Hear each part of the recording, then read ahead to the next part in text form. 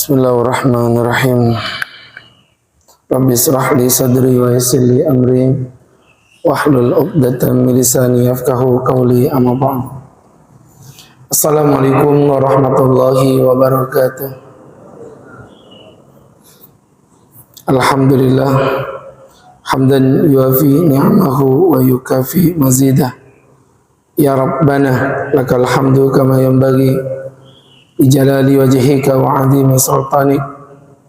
Allahumma salli wa sallim wa barik ala Rasulillah Sayyidina wa maulana wa habibina Muhammadin wa ala alihi wa sahbihi wa man tabi'ahum bi ihsanin ila yaumiddin. Yaqulullahu ta'ala fi kitabihil karim wa huwa asdaqul qailin bi qawlihi a'udzu billahi minasy syaithanir rajim. Ya ayyuhalladzina amanu ittaqullaha haqqa tuqatih wa la tamutunna illa wa antum muslimun. Wa yaqulu ayyadha ya ayyuhalladzina amanu ittaqullaha wa qulu qawlan sadida yuslih lakum a'malakum wa yaghfir lakum dhunubakum wa may yuti'illaha wa rasulahu faqad faza fawzan 'azima. Hadirin hadirat jamaah kaum muslimin wal muslimat, jamaah kajian rutin Masjid Jami Al Hidayah BDS 2 Balikpapan yang mencintai dan dicintai Allah Subhanahu wa ta'ala. Alhamdulillah wa syukurillah ala nikmatil maula. Begitu besar nikmat yang Allah limpahkan pada kita, dan salah satu dari kenikmatan yang tidak dapat kita beli semahal apapun harta yang kita miliki, yaitu indahnya nikmat iman dan nikmat hidayah yang Allah patrikan di dalam jiwa kita, sehingga di subuh yang dingin dan gelap ini ya Allah hangatkan dan Allah terangkan alam pikir kita, sehingga Allah menggerakkan hati kita untuk dapat istiqomah menjalankan salat subuh berjamaah di masjid, yang mana ini merupakan suatu amalan spesial bagi mereka orang-orang yang beriman kepada Allah. Sahabat-sahabatku, tidak berpanjang dan tidak berlebar, setelah kemarin kita menuntaskan kajian mengenai tentang hukum-hukum yang berkaitan dengan istinja, maka pada kajian kita kali ini kita memiliki pembahasan yang baru, masih dalam kajian fikih thaharah tentunya. Tapi di sini ada pembahasan yang akan kita bahas, yaitu membahas mengenai tentang sunanul fitrah. Ya, mungkin berbeda dengan kata-kata istinja, wudu, tayamum, mandi, ini udah biasa kita dengar. Kata-kata sunanul fitrah ini apa maksudnya Pak Ustadz? Jamaah yang berbahagia, sunanul fitrah itu diambil dari dua kata. Yang pertama sunan, dan yang kedua adalah fitrah. Sunan itu jamak dari sunnah, jalan hidup Pak. Hanya kenapa dulu Wali Songo dipanggil dengan sebutan sunan? Itu karena mereka dulu menjadi jalan hidup, kan belum ada buku waktu itu. Belum ada YouTube, belum ada TV dan lain sebagainya. Nah ini sehingga orang itu bisa tahu Islam cuma dari perilakunya para sunan-sunan itu. Sehingga itulah mereka disebut dengan sunan. Sunan Kalijogo, Sunan Giri, Sunan Ampel, Sunan Gunung Jati, Sunan Karangjati, ya banyak. Tahu Sunan Karangjati? Salah satu sunan yang tidak diakui keberadaannya. Ya. Jadi jamaah yang berbahagia, artinya kalau kita pelajari dari apa yang saya sebutkan tadi, simpulannya sunan itu artinya jalan hidup. Fitrah yang suci, yang bening. Ibarat HP itu settingan pabrik begitu Pak. Ya, jadi dikembalikan kepada satu jalan hidup di mana orang akan dikembalikan pada fitrahnya. Fitrahnya bayi lahir itu dalam keadaan bersih. bukan dalam keadaan buruk, dalam keadaan jorok, naudzubillah. Maka di saat seperti itulah teman-teman yang berbahagia, yang dimuliakan Allah Subhanahu wa taala, di sini Rasulullah mengajarkan kita cara membersihkan anggota tubuh kita. Ya, cara membersihkan anggota tubuh kita. Di teman-teman yang berbahagia, yang dimuliakan Allah Subhanahu wa taala, maka ada 10 item Pak, dari kumpulan beberapa hadis, dan hadis yang paling sahih di dalam bab adalah Abi Hurairah maupun hadis riwayat Aisyah yang merupakan hadis sahih Bukhari Muslim mengenai tentang sunanul fitrah. Kata Nabi, sunanul fitrah itu setelah dikumpulkan jumlahnya ada 10. Ya, apa saja itu Pak Ustadz?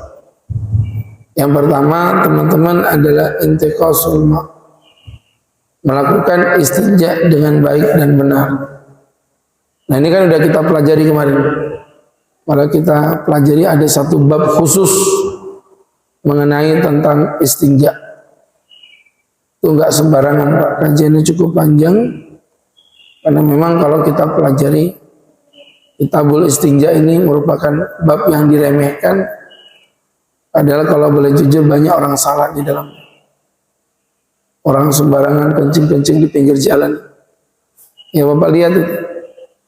Orang zaman dulu istinja itu kalau nggak pakai batu, pakai air. Sekarang istinjanya pakai obat. Tahu obat? Obat abit. Tempelin tiang listrik. Makanya tiang listrik itu kenapa bawahnya selalu dicat warna hitam? Nggak nyampe ke situ kan Bapak berpikirnya kan? Itu biar nggak karatan, biar nggak jadi korbannya bapak-bapak. Jadi kencing itu semaunya aja, kencing di belakang truknya jalan, tinggal dia kencing sendirian gitu ya. Naudzubillah. Tidak ada kewaspadaan terhadap air kencing. Padahal Nabi mewanti-wanti, kata Nabi, tanazzahu minal qaul, berwaspadalah engkau terhadap air kencing. Fa inna amata adzabil qabri minhu. Karena kebanyakan orang diazab di kuburan itu karena masalah air kencing. Itu berwaspada, berhati-hati. Hanya dia yang tanya sama saya, Ustaz, boleh nggak sih kencing sambil berdiri sebenarnya? Ini kan sering ditanyakan Pak. Tapi wajah Bapak kayaknya nggak pengen tanya. Ya sudahlah, kalau gitu kita lewatin aja. Ya, jadi teman-teman sempat viral itu ada seorang ustadz di Instagram ngata-ngatain kencing berdiri. Wah, luar biasa. Pengurus masjid harus bertanggung jawab di hadapan Allah Subhanahu wa taala. Wah, ngeri juga ini. Ya, karena kebanyakan masjid-masjid sekarang ini toilet buang air kecilnya yang menggunakan uriner itu. Nah, lantas gimana kita bisa menjawab masalah-masalah ini? Gini Pak, sebenarnya ini masalah khilaf. Ya, biasa aja masalah perbedaan pendapat gitu. Di mana perbedaan itu terjadi karena memang adanya 2 hadis yang seakan-akan, saya ulangi lagi, yang seakan-akan itu kayak berselisih, berbeda antara satu dengan lain. Yang pertama hadis riwayat Aisyah. Hadisnya sahih riwayat Tirmidzi, Nasai maupun Imam Ibnu Majah. Diceritakan man haddatsakum anan nabi kana yabulu qa'ima. Siapa yang berkata kepadamu bahwa Nabi pernah kencing berdiri, fala tusaddiqu, jangan percaya. Maka Nabi yabulu ila qa'idah, tidaklah Nabi kencing kecuali Nabi duduk. Ya dari hadis ini berarti kencing itu boleh nggak berdiri berdasarkan hadis ini? Hah? Nggak boleh. Karena tadi Bunda Aisyah bilang jangan percaya. Tapi kalau kencing selalu duduk. Begitu. Nah kemudian hadis yang kedua Hudzaifah. Katakan Nabi SAW, Sebuah perjalanan Nabi bilang, aku mau buang air kecil dulu. Fabala qa'imah. Nabi kencing dalam kondisi berdiri. Kata Hudzaifah, fatanahaitu faqala adni. Kemudian Nabi berkata, wahai Hudzaifah, ambil air, bawakan kemari. Jadi teman-teman yang dimuliakan Allah Subhanahu wa taala, hadis ada lanjutannya, tapi kesimpulannya dari hadis ini berarti menunjukkan kencing dalam kondisi berdiri boleh apa tidak? Hah? Ini Bapak ini enggak serius pengajian. Saya ulangi lagi untuk yang kedua kalinya. Hudzaifah bercerita Nabi Muhammad dalam perjalanan kemudian memanggil aku meminta air, kemudian fabala qa'imah, Nabi kencing dalam keadaan berdiri. Jadi berdasarkan hadis ini kencing berdiri boleh apa tidak? Boleh. Jadi Bapak bisa lihat itu ada dua hadis, dua-duanya sahih. Yang Aisyah berkata Nabi nggak mungkin kencing dalam kondisi berdiri. Yang Hudzaifah bilang Nabi kencing berdiri. Nah, disinilah akhirnya terjadi perbedaan pendapat di antara ulama mengenai hal tersebut. Ada yang mengatakan bahwa kencing berdiri itu nggak boleh, makruh hukumnya. Dan itu merupakan pendapat dari Imam Syafi'i. Ya, begitu pula Imam Abu Hanifah. Berdasarkan rujukan hadis yang tadi, yaitu mengambil hadis riwayat Aisyah, Nabi nggak pernah kencing berdiri. Pendapat yang kedua mengatakan boleh. Ini mengatakan boleh. Ini sebagian riwayat dari Imam Ahmad mengatakan nggak apa-apa, silakan aja. Itu maksudnya begitu jamaah. Berdasarkan hadis Hudzaifah. Nah, pendapat yang pertama mengatakan nggak boleh, pendapat yang kedua mengatakan boleh. Lah Ustadz ikut yang mana, gitu kan? Nah, kalau Ustadz ikut yang ketiga, begitu, ya, jelas. Masya Allah. Baik, terima kasih. Jadi teman-teman, kan yang pertama tadi mengatakan tidak boleh, itu madzhab Syafi'i, madzhab Abu Hanifah. Pendapat yang kedua sebagian riwayat Imam Ahmad mengatakan tidak boleh, boleh. Nah, menurut pendapat yang rajih, ini yang disampaikan oleh Imam Malik adalah tergantung. Kalau dengan kencing berdiri itu, ya, ada potensi untuk menyiprati pakaiannya, mohon maaf, nggak boleh kencing berdiri. Tapi kalau memang aman maka tidak mengapa. Kenapa ngomong begitu? Menggabungkan tadi, kalau sana kan ngikut Aisyah, ini hadis Hudzaifah. Ini pendapat yang ketiga, menggabungkan hadis Aisyah dengan Hudzaifah, dikumpulin jadi satu. Para sahabat itu Pak, gak mungkin bohong. Tapi para sahabat tetap manusia yang bisa jadi mungkin salah.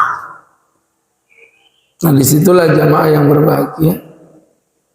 Bisa jadi yang dilihat oleh Aisyah, Nabi memang gak pernah kencing berdiri.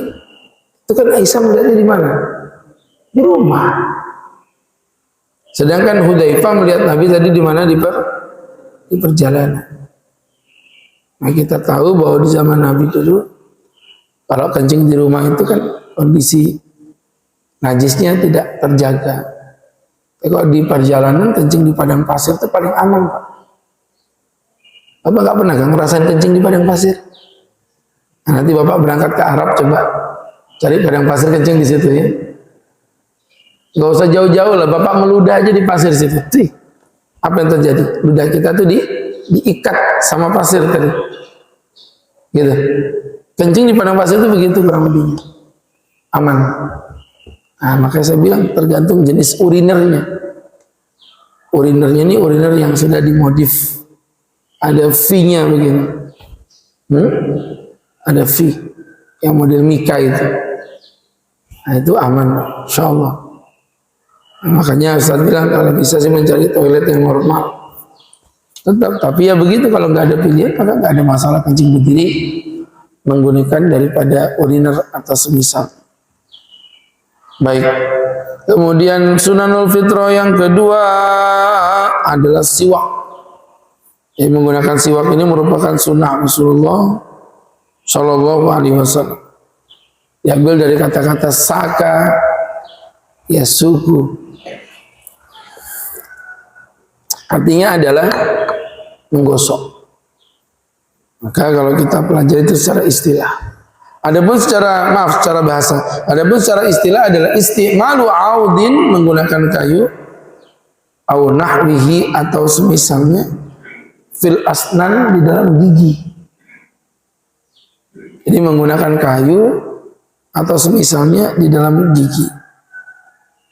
Yudhibus sufra wa ghairaha, untuk membersihkan kotoran yang ada di mulut atau semisalnya.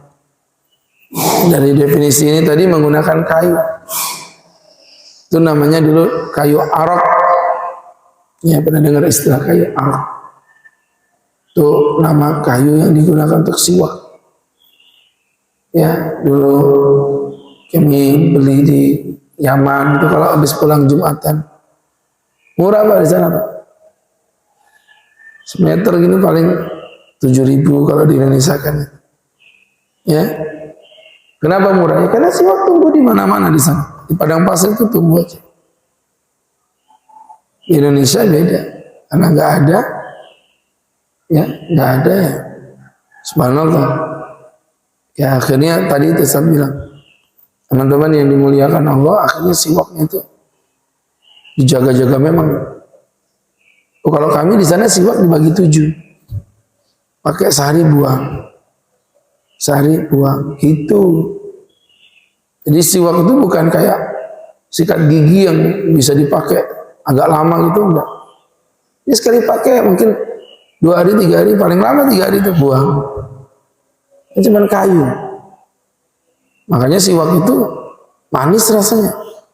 Kami kalau dulu kuliah itu ada dosen terbang itu Pak. Bayangkan pelajaran 1 semester digabungkan sama dia 3 hari 3 malam. Jadi kami udah Masya Allah itu udah 3 hari itu udah muntah-muntah pelajaran itu, gak ganti-ganti. Ya, tuh kadang-kadang untuk mengisi hiburan itu kami gigitin siwak, dengerin dosen mengigitin siwak, manis. Dan di tempat kami kok siwaknya asin, dan itu jigong. Ya? Karena kelamaan gak ganti-ganti. Siwak itu 3 hari buang. Ini Bapak kan enggak di sini. Luar biasa, barokah. Barokah kudul musik. Kotak, dibuangnya di bawah lagi. Jadi yang ngelihat jadi gimana ya? Ya, jadi teman-teman itu menggunakan kayu namanya kayu arok. Ya, apakah wajib menggunakan kayu arok? Mungkin Pak, pakai apapun boleh. Ya, kayu ulin, enggak apa-apa. Bersih tuh. Gusi-gusinya bersih semua. Ya dengan apapun. Kata para ulama, bikulli syai'in, dengan apapun yang bersifat kasar. Ya, sebutin aja Pak, misalnya kasar. Siwak ya, pakai ini termasuk pakai baju begini, nggak apa-apa. Silakan. Ini kan awalnya kan biru semua, bisa saya pakai siwak sampai jadi belang-belang begini. Itu boleh Pak Ustaz, boleh. Bersiwak dengan apapun yang penting kasar. Yang nggak boleh itu yang sifatnya amlas, kayak plastik. Yang plastik biasa, kaca nggak ada seratnya, nggak bisa dibuat siwak. Kalau daun-daunan kayak daun pisang nggak bisa. Tapi kalau kayak daun jati itu ada seratnya Pak. Kulit durian lebih mantap lagi. Itu bukan lagi berserat itu Pak, bergerigi itu ya. Jadi teman-teman yang berbahagia intinya dengan apapun yang penting kasar.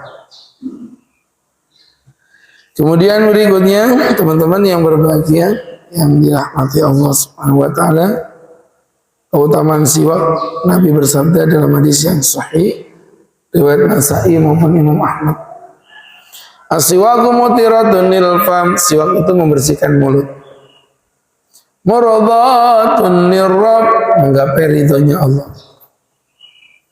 Jadi teman-teman yang dirahmati Allah Subhanahu wa taala, dan siwak ini merupakan momen di mana satu perkara bisa menggapai 2. secara duniawi giginya bersih, secara ukhrawi membuat Allah ridho kepadanya. Masya Allah. Ya, sehingga berangkat dari situ jamaah yang berbahagia, yang dimuliakan Allah, ini dibiasakan untuk apa tadi, bersiwak. Hadirin yang dimuliakan Allah, ya, dengan kapan kita bersiwak? Kalau kapan sih? Setiap waktu kita bersiwak. Tapi ya ta'akkad, menjadi lebih dahsyat anjuran kesunahannya apabila terjadi beberapa perkara. Yang pertama, indal wudu, kata para ulama, ketika berwudu. Jadi ketika berwudu, sahabatku yang berbahagia, sunahkan bersiwak. Laula anna syuqa ala ummati la amartum bisiwaki 'inda kullil wudu, kata Nabi. Andai kata aku tidak takut membebani kepada umatku, aku perintahkan mereka untuk berwudu. Ya, aku perintahkan mereka untuk berwudu. Sehingga bapak-bapak yang berbahagia, bersiwak 'inda kullil wudu, setiap kali wudu. Jadi memang setiap kali wudu siwak. Wah, itu bersih memang giginya. Ya, akan terbersihkan semua kotoran-kotoran. Yang kedua, kata para ulama, inda salat, ketika salat. Hadisnya mirip kayak tadi. Laula ana syuqa ummatil amartum bisiwaki inda kulli salat. Ya, andai kata aku tidak takut membebani pada umatku, aku perintahkan mereka bersiwak setiap kali mereka salat. Ini hadis-hadis yang begini nih, yang tentunya tidak mudah dikerjakan tapi bisa kita lakukan. Ya, jamaah yang dimuliakan Allah, itu tadi yang kedua. Yang ketiga, nah ini mungkin lebih aplikatif, wa inda qiraatil Quran, ketika membaca Quran. Jadi bapak kalau membaca Quran itu siwakan dulu, sikat gigi dulu. Sikat gigi masuk di dalamnya Pak Ustaz? Iya, sama aja. Silakan. Jadi teman-teman yang berbahagia, bagaimana hadis riwayat Imam Ali, biar Nabi siwak, kami diperintahkan bersiwak. Waqala, Imam Ali berkata, innal abda idza qama yusalli, seorang hamba jika dia melakukan daripada ibadah salatnya, atahu malak, datang malaikat. Faqama khalq yastami'una al-Qur'ana wa yadnun, maka ada malaikat-malaikat di atas langit itu mendengar mendekat, mendengar mendekat, mendengar mendekat, mendengar mendekat. Dalam bahasa hadis, hatta fahu alafi, sampai mulutnya pun bertemu dengan mulut, saking dekatnya. Nah, kayak begini, bayangkan bapak semalam makan jengkol, kemudian bapak baca Quran, alhamdulillah, ini malaikat di sini, tewas memang itu. Loh, malaikat itu merasakan yang kita rasakan. Nabi yang bilang, kata Nabi, man akala min hadhil baqala, barang siapa memakan buah ini. Apa buah ini? Maksudnya bawang merah, bawang putih mentah. Tuh, orang Arab itu senangannya itu, makan bawang merah, bawang putih mentah.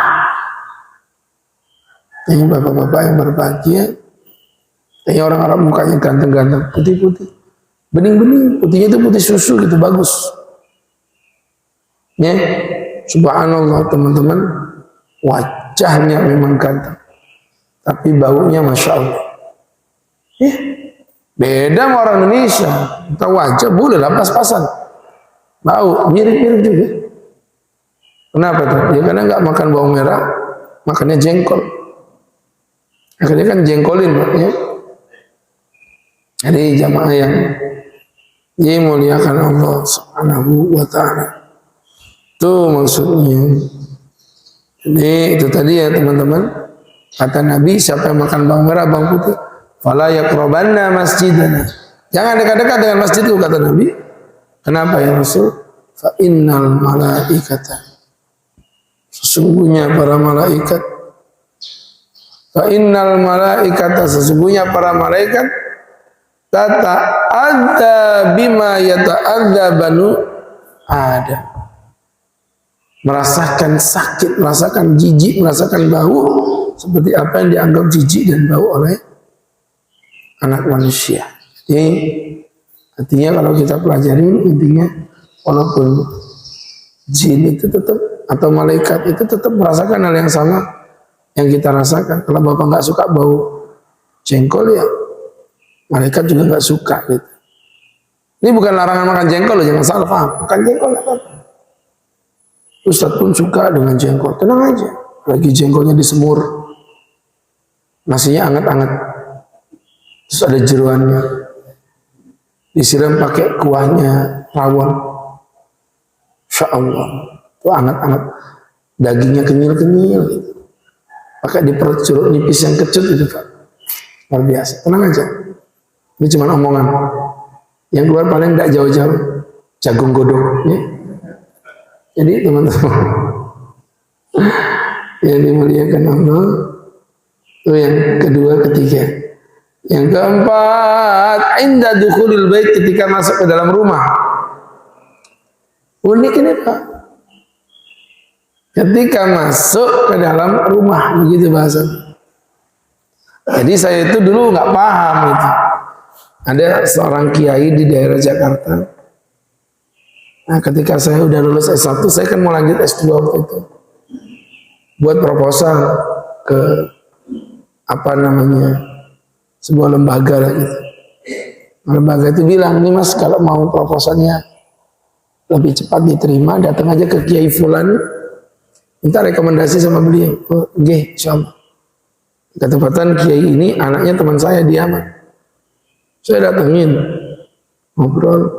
Sebelum ketemu beliau itu ada yang unik. Saya duduk di luar, yang santrinya bilang, "Pak Ustadz, ditunggu dulu ya."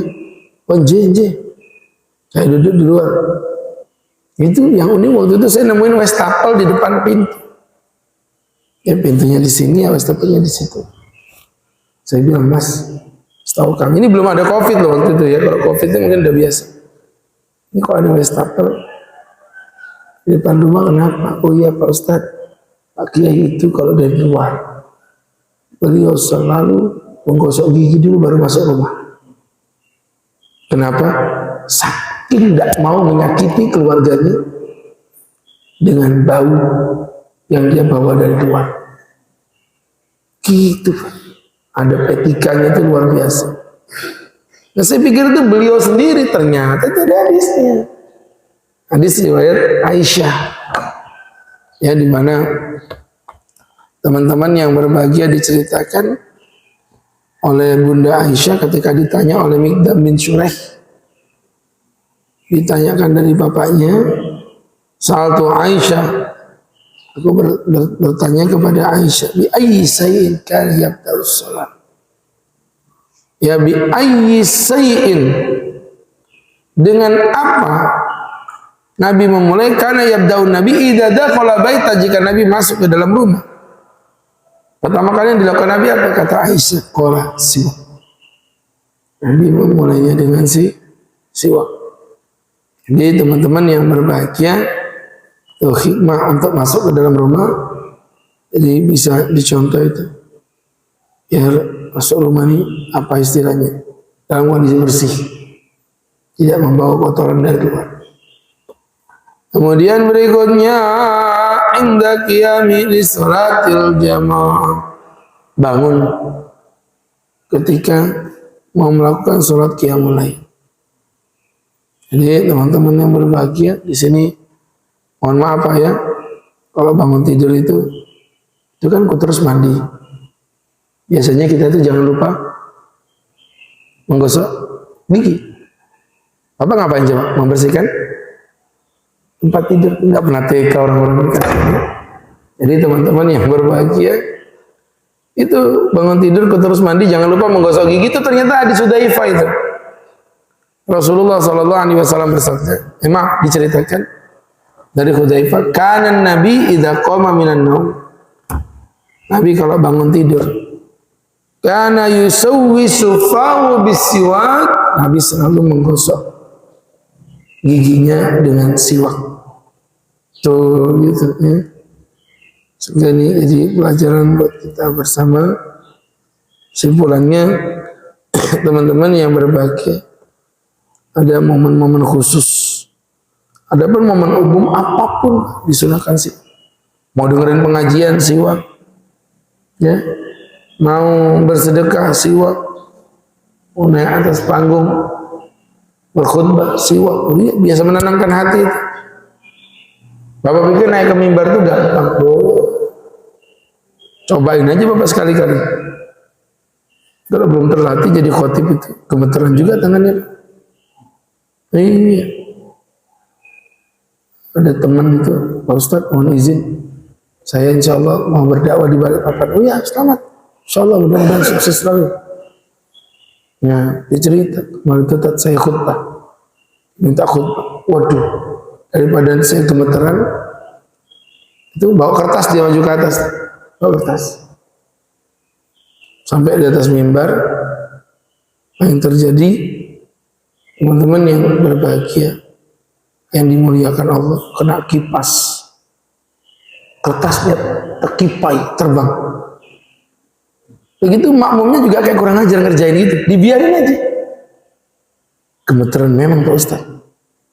Ya, saya bilang itu, makanya Bapak yang berbahagia itu ngomong di depan orang banyak gemeteran. Salah satu yang menenangkan siwak, ya, dan lain sebagainya. Intinya dalam kebaikan bersiwak itu diperbolehkan. Baik, itu tadi yang kedua. Yang ketiga adalah melakukan daripada, sebentar dulu Pak ya. Yang ketiga adalah melakukan daripada taklimul atfar, memotong kuku. Jadi kuku ini dibersihkan Pak. Ya. Saya kalau kuku ini yang suka melanggar itu ibu-ibu. Kukunya dipanjangin. Bu, kenapa kok kukunya panjang? Iya Pak Ustaz, kan saya perempuan. Emang siapa yang bilang perempuan boleh potong kukunya panjang? Tidak. Jadi yang perlu dipertegas teman-teman yang berbahagia, walaupun perempuan kukunya dipotong pendek. Nih poinnya, dibersihkan kukunya yang rapi. Kemudian qasus syarib, membersihkan kumis. Di kumis itu dibersihkan Pak ya. Ya, Rasulullah SAW itu memberikan gambaran untuk membersihkan kumis. Bahkan Nabi mengecam, man lam ya'khud bi syaribihi falaysa minhu. Barang siapa yang tidak mau membersihkan, memotong daripada kumisnya, dia bukan bagian dari umatku. Tentu ini tidak mutlak, artinya ada batasan. Batasannya sampai berapa lama? Itu stay di mulutnya, di kumisnya 40 hari. Itu batasan. Ya sama kayak potong kuku tadi. Maksimumnya itu 40 hari. Begitu. Nah kemudian lanjutannya tadi adalah i'fa'ul lihya, yang kelima, merawat jenggotnya. Kita kata merawat jenggot itu memang ada khilaf di antara ulama. Ada yang mengatakan ya maksudnya merawat jenggot, khilaf itu ya berarti tidak apa namanya, tidak mutlak begitu, nggak satu pendapat gitu. Ada beberapa pendapat berdasarkan hadis Nabi, farrul liha, panjangkan jenggotmu, waqfus syawarib, tipiskan kumismu. Tuh Nabi bilang begitu Pak. Apa yang terjadi teman-teman yang berbahagia, yang dimuliakan Allah Subhanahu wa Ta'ala, dari situ menunjukkan bahwa membersihkan kumis adalah sunnah, tapi merawat jenggotnya adalah sunnah. Artinya tidak dipotong bersih, tapi kalau bisa ada yang sedikit disisakan di antaranya. Bahkan beberapa ulama lebih sadis lagi mengatakan haram mutlak. Karena farul liha, panjangkan jenggotmu itu perintah, dan perintah itu menunjukkan wajib. Ya berarti wajib untuk memanjangkan jenggot. Tapi pendapat yang kedua yang lebih rajih, yang lebih kuat, dan Ustaz pribadi lebih mengikuti pendapat yang kedua ini, tidak haram. Ya, memotong jenggot tidak mengapa. Apa dasarnya itu? Hadis yang disampaikan oleh riwayat Ibn Umar, di mana Ibn Umar ketika beliau melakukan haji Pak ya, Ketika beliau melakukan haji, beliau waktu mikot ambil ikhram itu beliau pegang jenggotnya dan beliau potong sisanya. Ini perilaku Umar setidaknya menunjukkan bahwa memotong jenggot tidak haram, seperti yang mereka pahami. Ya, itu maksudnya. Kemudian berikutnya yang keenam, istihdad. Apa istihdad ini? Membersihkan rerumputan di zona terlarang. Berarti? Berarti dong? Masa enggak? Ya? Membersihkan rerumputan di zona terlarang. Itu Islam itu sampai masuk ke arah situ. Saya jadi mikir loh Pak. Kalau Islam ini buatan Nabi Muhammad, tidak mungkin lah selengkap itu. Mustahil bisa selengkap ini. Kalau itu buatan Nabi. Pak Wali Kota aja nggak mungkin loh ngurusin jalan BDS ini yang di dalam sini. Yang diurusin itu yang luar sana. Pak Gubernur nggak mungkin ngurusin jalan itu. Yang dipikirin Gubernur jalan antar provinsi. Yang diurusin Presiden cuma jalan nasional. Itu kalau manusia itu gitu terbatas. Tapi kalau kita ngomong, mohon maaf jamaah yang berbahagia, yang dirahmati Allah Subhanahu wa taala, Allah kalau udah buat hukum perfect, dari hukum ketatanegaraan sampai hukum cara membersihkan bulu kemaluan. Bapak pikirin, ya, kalau Nabi kita itu Nabi palsu, gak mungkin Pak. Sekarang cari aja wali kota, ada nggak wali kota membuat perda tentang membersihkan bulu kemaluan? Nggak ada. Tapi Islam sempurna, perfect. Itu maksudnya begitu. Baik. Kemudian teman-teman yang berbahagia, ini tadi berkaitan dengan apa yang Ustaz sudah sampaikan, ya mudah-mudahan bisa menjelaskan bahwa istihdad ternyata tidak seremeh yang kita bayangkan. Berikutnya lagi teman-teman adalah natful ibid, membersihkan bulu ketiak. Ini laki-laki. Ustaz, kami kan laki-laki. Emang Nabi laki apa perempuan? Nabi laki. Tapi ketiak Nabi putih. Ustaz tahu dari mana? Ya dari hadis. Masa ngintip? Ketika dalam hadis istisqa minta hujan, Nabi angkat tangannya tinggi-tinggi. Baju Nabi nyelorot ke bawah. Kata para sahabat, hatta yura bayadu ibtai, sampai kelihatan putih ketiaknya Nabi. Insyaallah. Ya. Jadi ketiaknya Nabi pun putih. Apalagi kulit. Orang yang putih saja ketiaknya belum tentu putih.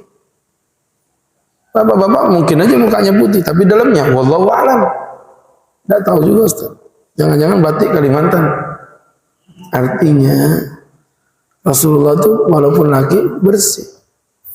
Jangan nanti jadi orang tuh bulu ketiaknya dibersihkan. Ah jangan Pak Ustaz. Kenapa? Nanti kalau dipotong aku tidak punya kekuatan. Itu Samsung Betawi. Ya. Kemudian berikutnya ghusl barajim, membersihkan selempitan-selempitan tubuh, lubang pusar, pangkal paha, telinga, terutama bagian belakang jangan tersentuh air. Itu namanya ghusl barajim. Nah, kemudian yang berikutnya madmadah wal istinsyak, berkumur dengan keras juga disunahkan. Nah, ini ada 9. Tinggal 1 khusus kita akan bahas spesifik tentang khitan. Ya, ini biar lebih clear karena akan banyak pembahasan di situ. Insyaallah kita bahas nanti di kajian bulan depan dengan izin Allah Subhanahu wa taala. Baik teman-teman, tafadhal jika ada yang mau dipertanyakan kami berikan kesempatan. Silakan Bapak-bapak.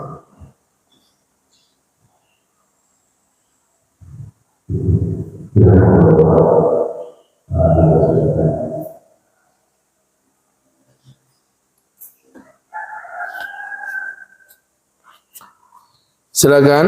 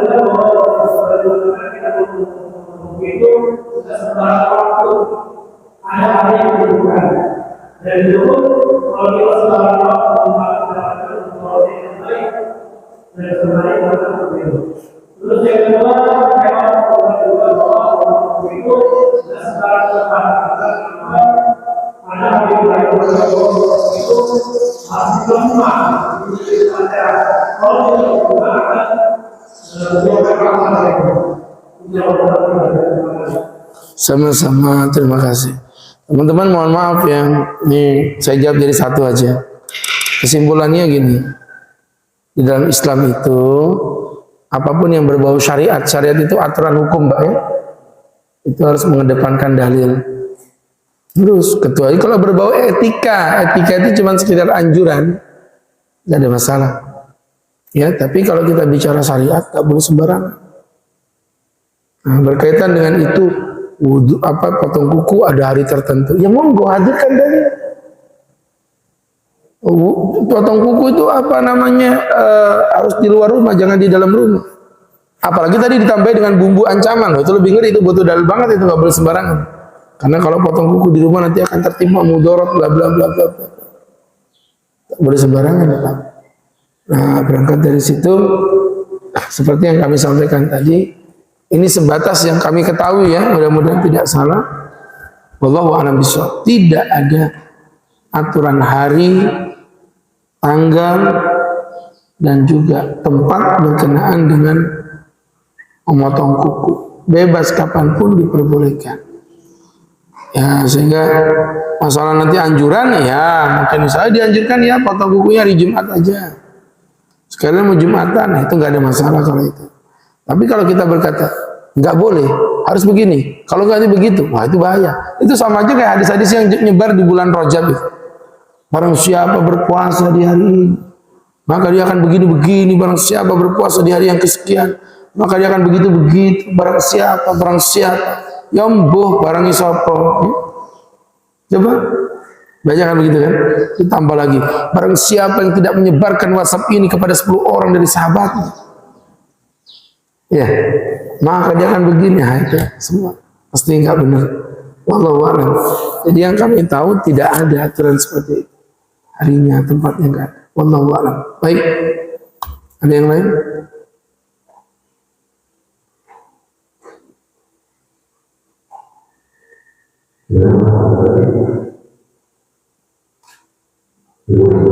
Baik, teman-teman yang berbahagia, mudah-mudahan bisa diambil manfaat, mudah-mudahan bisa dijadikan pelajaran, dan mari kita tutup dengan berdoa. Amin amin alhamdulillah rabbil alamin hamdan wa fi ni'ma wa yukafi mazida. Ya Rabbana lakal hamdu kama yanbaghi li jalali wajhika wa 'azimi sultanik. Allahumma salli wa sallim wa barik ala rasulika sayyidina Muhammadin fil awwalin wal akhirin wa fi kulli waqtin wa hin wa bil mala'il a'la ila yaumiddin. Inna nas'aluka salamatan fid din wa afiyatan fil jasad wa ziyadatan fil ilmi wa barakatan fil rizq wa tawbatan qabla al-maut wa rahatan inda al-maut wa maghfiratan ba'da al-maut. Awin alaina fi zakaratil maut wal afwa indal hisab wa najatan minan nar.